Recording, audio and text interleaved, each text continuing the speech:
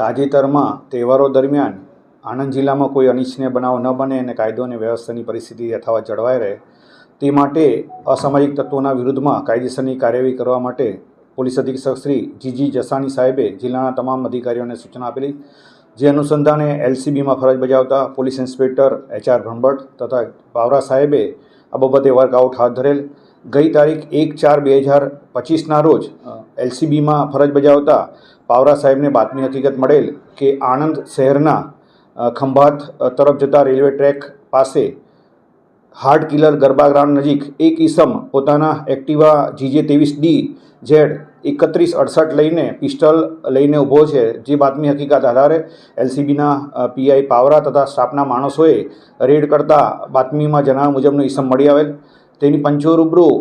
અંગ ઝડતી કરતા તેમજ તેની પાસેનું કાળા કલરની એક્ટિવા GJ23D Z3168ની સર્ચ કરતા ડેકીમાંથી ભારતીય બનાવટની પિસ્ટલ નંગ 1 તથા 2 જીવતા કારતૂસ મળી આવેલા છે. આ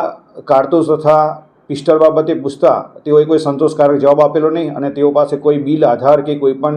પરવાનો નહીં હોવાથી આ ઈસમ અજય ઉર્ફે બાળો ભુરાભાઈ જોશી, ઉંમર 21, રહેવાસી ગાયત્રીનગર સોસાયટી, કેસર વાટિકા પાછળ, આણંદ નાઓ વિરુદ્ધમાં આણંદ ટાઉન પોલીસ સ્ટેશનમાં આર્મ્સ એક્ટનો ગુનો દાખલ કરવામાં આવેલો છે. સદર ઈસમે આ હથિયાર ક્યાંથી મેળવેલું છે તે બાબતે પૂછપરછ કરતા આજથી 4 વર્ષ પહેલાં રાજસ્થાનના વતની સુરેશભાઈ પાસેથી આ હથિયાર મેળવેલ હોવાની પ્રાથમિક દ્રષ્ટિએ હકીકત જણાવેલ છે, જેની